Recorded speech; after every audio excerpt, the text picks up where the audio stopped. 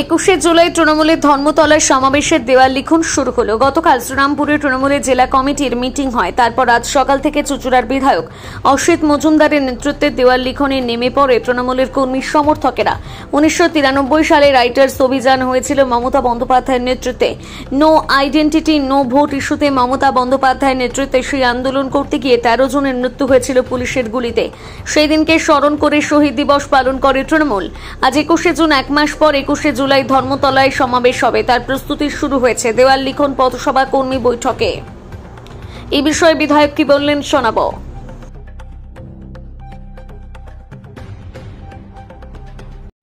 2025 আবার আমরা ধর্মতলায় যাব।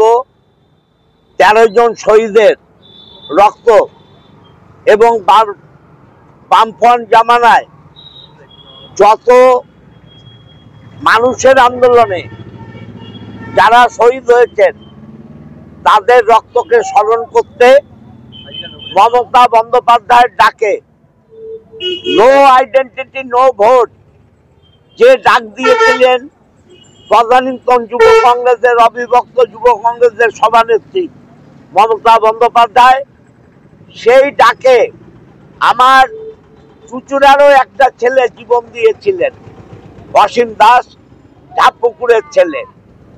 অতএব এই 21শে জুলাই 2026-এর আগে শেষ 21শে জুলাই, 2026-এর পর আবার হবে।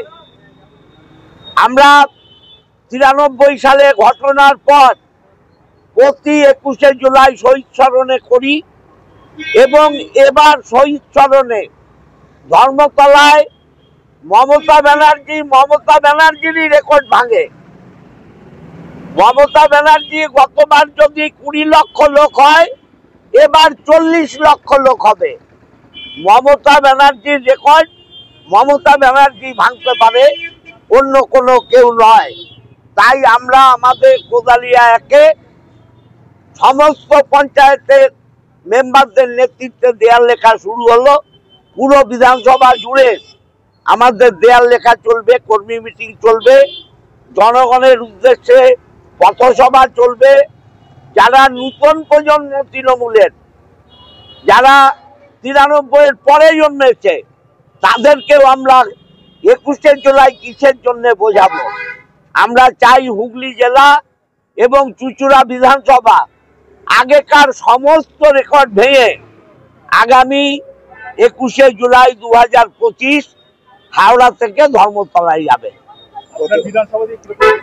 আমার বিধানসভায় 7টা গ্রাম পঞ্চায়েত এবং 30টা ওয়ার্ড, 7টা গ্রাম পঞ্চায়েত 30টা ওয়ার্ড, ধরে নিন প্রায় 20,000 মানুষ আমার বিধানসভা থেকে যাবে।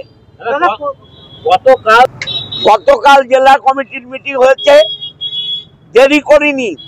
আজকে থেকেই আমাদের কোদালিয়া একের সমস্ত টিম নেমে পড়েছে। তার সঙ্গে আজকে জগন্নাথ দেবের প্রসাদ বিতরণ হচ্ছে, আমরা সবটা একসঙ্গে করছি। প্রত্যেকবারই মমতা ব্যানার্জি দেবেন সেটা শোনার জন্যই কর্মীরা ধর্মতলায় যায়। আমরা ধর্মতলা থেকে তার বার্তা বহন করে নিয়ে যে যার এলাকায় প্রচারে নেমে যাব। অবশ্যই প্রতিবার নির্বাচনের আগে, আগের বছর 21শে জুলাই ডাঙ্কা বাজে, এবারও বাজবে। শুনুন, আমরা যখন সরকারে ছিলাম না তখন শুভেন্দু আমাদের সঙ্গে ছিল। ও ছাগলটা সেটাও ভুলে গেছে। ও ছাগলটা ওর মাথা গেছে, মাথায় আর কিছু নেই। শুভেন্দু তো আমাদের সঙ্গে ছিল, আমরা তখন ক্ষমতায় ছিলাম না। ও তখন 21শে জুলাই করেছে সেটা ভুলে গেছে।